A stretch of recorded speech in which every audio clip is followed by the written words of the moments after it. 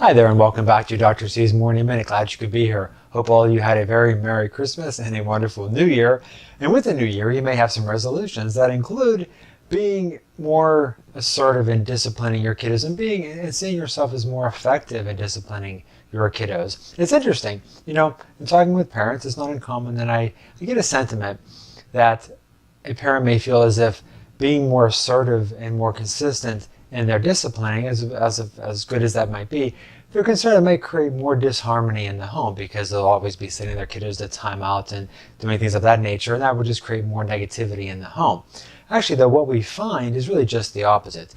More kiddos know that there's very clear limits, and if they cross those limits or those boundaries, that there's going to be very clear and concise consequences that are utilized on a consistent basis. We find that kiddos then are then less prone to cross those limits, to test, and actually things go in a more harmonious fashion. Now, however, though, one of the reasons why there may be the former sentiment about, again, discipline creating disharmony is because of the types of discipline that is typically used. Let's talk about that. How do parents, and listen, I'm in the same boat. I'm kind of oftentimes falling into the same traps as well. So we're all in this boat together. What are the more common forms of discipline that parents tend to use? Well, what are they? Let's think about it. The most common would be raising one's voice and pestering. Now, we usually don't include those because they're seen as so ineffective, and really they are. They just create negativity, they create feelings of futility, and they're typically not effective, so parents feel just impotent and as if they're not, reaching the value, the pursued consequence that they're looking for. So, with that in mind, let's take a look at two of the most commonly used potentially anyway, more effective interventions and strategies. And that would include timeout and loss of privilege. Clearly, if you talk to parents, you yourself, look at what you do beyond pestering and raising your voice. And it would often be sending your kid to a timeout or taking away some video games or whatever the case might be. So, however, though, oftentimes we find, and I find, parents expressing to me their frustration that these aren't working either. And so let's take a look at that over the course of this post. Who knows how many others? Part 1, 2, or 3, who knows? But we'll take a look at what makes these effective and what makes them not effective.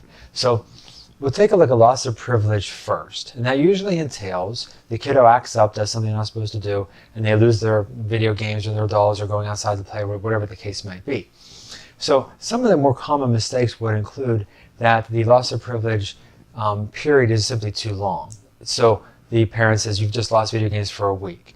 Well, what usually happens, the kiddo knows it's not going to be for a week, so that they know if they pester enough, they'll get it back quicker than that. Now, the pestering itself is bothersome and irritating and taxing, and so that just compounds the situation, makes it worse. And the parents tend to give in, and that compounds the situation even further. And then beyond that, something very valuable, video games, has been taken off the table. If they've lost the privilege, then you can't take it away again the next day because it's already gone. And so again, you've lost a very valuable negotiating tool, so to speak, with your kiddo, and that tends not to be particularly effective.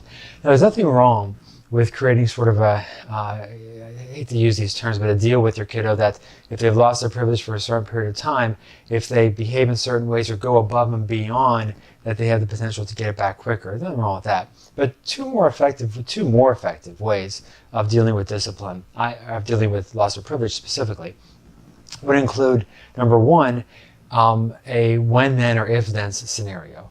That they lose the privilege until whatever needs to get done is done or gets done, and then they can get it back. That's one option. Another option is that they lose the privilege day to day. So what happens one day equals either access to that privilege, video games, going outside to play, playing with their dolls, whatever, the following day. And so each day is a new day, and they can always get it back the next day. And so there's always a light end of the tunnel, something that they can be working toward. And it also makes it much more easy to sort of keep track of. So those are some things to consider as you enter into 2017 and are considering different ways of working with your kiddo to help them be more, help you to be more disciplined in dealing with them and help them to be more responsive to your discipline. Next time we'll talk about timeout and how that can work more effectively for you. See you next time, Dr. C's Morning Minute.